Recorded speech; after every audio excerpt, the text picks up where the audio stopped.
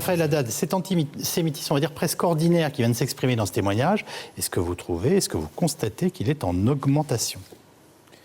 Il est en augmentation, et puis il est surtout en augmentation parce que je crois qu'aujourd'hui, dans ce procès, il manque quand même quelqu'un. Il y a quelqu'un qui pourrait être le témoin de moralité, si j'ose dire, de Youssouf Fofana. Il y a quelqu'un qui, depuis plusieurs années en France, qui a d'ailleurs été condamné pour cela, nous explique que les Juifs sont des négriers reconvertis dans la banque. Cette personne, c'est Dieudonné. Et c'est ce discours-là qui aujourd'hui est alimenté au quotidien, au travers notamment d'un parti même qu'il est en train de créer à l'occasion des élections européennes, et qui vient souffler sur les braises de ces préjugés, de cet antisémitisme-là ordinaire. Est-ce que le conflit est alimenté est-ce que cette violence et est-ce que cet antisémitisme sont, d'après vous, alimentés par le conflit israélo-palestinien ? Oui. Bien. Ce qu'on observe, c'est que les préjugés sont très présents dans les esprits et qu'une étincelle suffit à les embraser. Ce qu'on observe, c'est que les préjugés sont très présents dans les esprits et qu'un conflit entre Israël et le Hamas fait 350 actes antisémites, du graffiti antisémite jusqu'à l'attaque à la voiture bélier, en 3 semaines en France. Ce qu'on constate, c'est une augmentation absolument incroyable des discriminations en France. À l'origine, encore une fois, ce sont ces préjugés. Est-ce que ça veut dire que la société française est de plus en plus victime, on va dire, de ces tensions intercommunautaires ? Monsieur Calvi. Je vous donne la parole.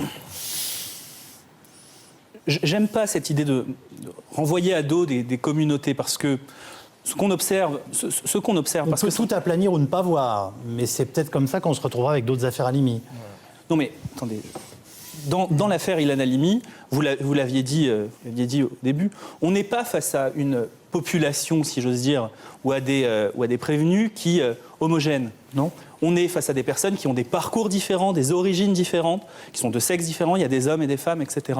Donc ça veut bien dire que le problème, il est transversal.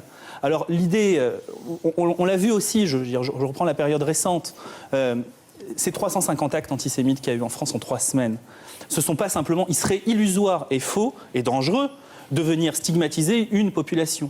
Il serait faux de venir dire ce sont les musulmans qui. C'est faux, en l'occurrence, on s'aperçoit lorsqu'on a les auditions, lorsqu'il y a premières personnes qui sont arrêtées, etc., que ce n'est pas uniquement le fait d'une certaine frange de la population. Pour les policiers, ces tensions intercommunautaires, elles sont à l'origine de choses graves ?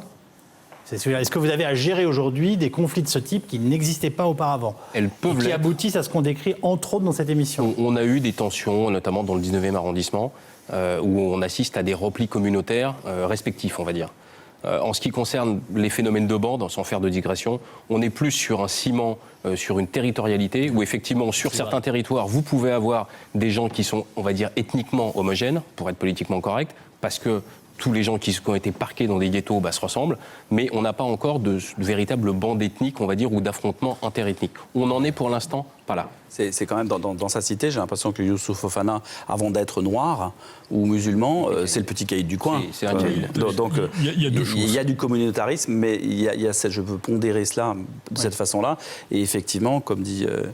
Ribeiro, je crois c'est le territoire qui va servir de vase communicant à tous ces gens qui vont s'allier sur une cause commune, qui est en gros cette fille qui va servir d'appât uniquement parce qu'elle a envie de s'acheter un sac de marque. Pardonnez-moi, vous qui êtes quand même le spécialiste qui avait publié des histoires et des livres là-dessus, sur, on va dire, l'histoire du banditisme et du caïda, si je puis dire, français. Vous le situez où, Youssouf Fofana, sur ce qu'on croit connaître de lui ? Justement, c'est quelqu'un qui, à mon avis, passe un peu trop rapidement de l'outrage à agent à l'assassinat. C'est-à-dire qu'en gros, il n'a pas connu de progression.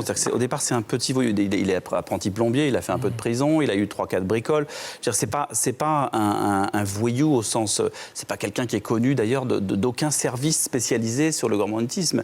Et à mon avis, il ne le sera jamais. Mais c'est pas donc quelqu'un qui a une carrière, qui a une... Non, c'est quelqu'un qui est le petit caïd du coin, qui apparemment se fait respecter parce qu'il a fait un petit passage en prison, mais ça, c'est assez classique, finalement. Et c'est pas quelqu'un qui a une envergure énorme. Probablement un peu de charisme pour emballer tout ce monde-là autour de lui, certainement. Ça, oui. Les voyous se caractérisent souvent par leur charisme. Francis Pillard, vous vouliez intervenir depuis un moment. Parce que je crois que dans une situation d'abord de crise économique, dans une situation de crise des valeurs, dans une situation de crise où des gens ne réalisent même plus que torturer, c'est mal, parce que la notion du bien et du mal devrait être acquise à un certain moment donné, on voit bien qu'on peut être dans le déni essayer de donner toutes les explications et ne pas voir qu'en réalité, il y a le retour d'un antisémitisme primaire. Ce qui m'inquiète, c'est que pour la première fois, ce qui m'inquiète, oui, il était parti parce que pendant longtemps, les antisémites n'osaient plus se déclarer parce qu'il y avait le poids de l'opprobre de ce qui s'était passé pendant la Deuxième Guerre mondiale, et ce tabou est en train de sauter.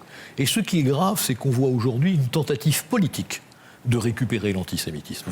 Et quand le secrétaire général de l'Élysée, Claude Guéant, avec beaucoup de courage, dit « Attention, il ne serait pas admissible que les élections européennes soient l'occasion à certains d'un détournement de procédure pour faire de la propagande antisémite », il a raison, et je regrette que son avertissement soit resté sans écho, parce qu'il traduisait, à mon sens, une assez bonne vision de ce qui est en train de se passer. C'est juste que juridiquement, c'était pas applicable. Non, mais la question n'est pas là. La question, c'est qu'il y a des moments où on ne peut pas faire semblant d'être sourd, d'être aveugle et de ne pas voir ce qui se passe. Si on refuse de voir aujourd'hui que dans la société française, ce qu'on fait tout à l'heure, il y a des risques de tensions, on regarde les choses et que ces tensions sont exploitées par certains à des fins politiques, nous nous préparons des lendemains difficiles. C'est pour ça que... Si on continue à stigmatiser la pensée et non pas les actes, vous arrivez très directement au fait que vous avez l'alibi antisioniste qui va légitimer l'antisémitisme.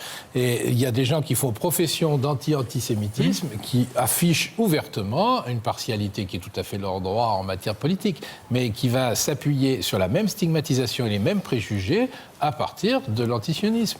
Donc la question trouve extraordinaire que vous mettiez ça sur le même plan. Mais je ne le mets pas sur le même plan, je vous démontre un mécanisme. Il vous décrit des phénomènes psychologiques, on va dire. Tant que vous posez l'idée que ce sont les idées qui sont coupables, ce ne sont pas les idées qui sont coupables, ce sont les faits, les gestes et la manière d'accueillir l'autre.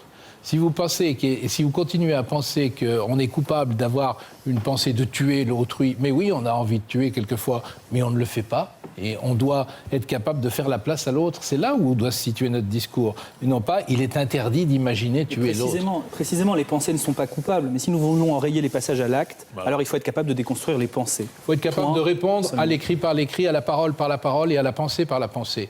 Nous devons mentaliser et donner à voir que nous savons maîtriser notre propre excitation et que nous aidons nos enfants à maîtriser la leur.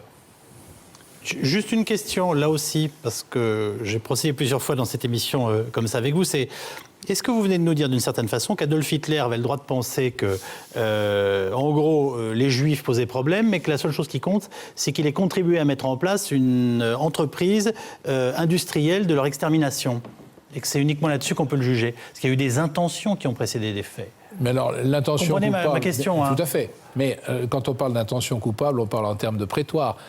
Au risque de me faire lyncher en sortant, si vous me dites qu'il avait le droit de penser ce qu'il a pensé, oui, il avait le droit de le penser. Qu'il ait eu le droit de le dire, c'est tout à fait autre chose, et que ça ait dérapé quelque part sur le faire, avec combien de complicité? Nom de chien, il n'était pas seul.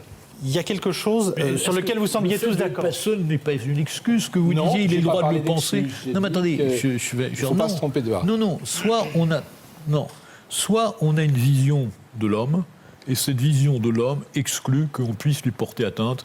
Et à ce moment-là, je rappelle qu'en France, et c'est l'honneur de la République, le racisme, ça n'est pas une opinion, c'est un délit. Et donc on peut penser ce qu'on veut. Mais effectivement, il y a une limite à ce qu'on peut penser ce qu'on veut, c'est ce qui est contre nos valeurs. Voilà. Juste une chose, vous nous avez tous dit au début de cette émission, pardonnez-moi, que vous étiez hostile à ce huis clos. Je vous ai bien suivi. Oui. Est-ce qu'il peut être levé? C'est un point de droit que je... Pardonnez-moi. Non, mais d'ici la fin du procès, est-ce que ce qui a commencé peut prendre une autre forme? Si les deux accusés mineurs touchés par la grâce, il paraît qu'ils ont des remords. Moi, je constate une chose, c'est que la seule chose qu'a demandé Mme Halimi à ces deux personnes, c'est que le procès soit public. La seule réparation qu'ils pouvaient faire, c'était d'accepter sa requête et qu'ils l'ont refusée. Alors maintenant, s'ils changeaient d'avis, ça deviendrait un droit. Mais je doute qu'ils le fassent. Vous vouliez faire de ce procès celui d'antisémitisme, vous ? D'accord avec vous. Simplement, dans ce procès, parce que les organisations antiracistes traditionnelles n'ont pas pu se constituer partie civile, parce que le procès est à huis clos, le procès a démarré sur la tonalité d'une tragédie familiale. Oui. Or, ce procès, ce n'est pas seulement le procès d'une tragédie familiale, c'est aussi, je le disais tout à l'heure, le procès des préjugés qui tuent en France. C'est la raison pour laquelle nous voulions pouvoir, comme faisons traditionnellement, être partie civile lors de ce procès, et nous voulions, et nous voulons encore au moins, que ce procès puisse être l'occasion d'une réflexion sur les préjugés qui aujourd'hui pourrissent littéralement le vivre ensemble dans notre pays.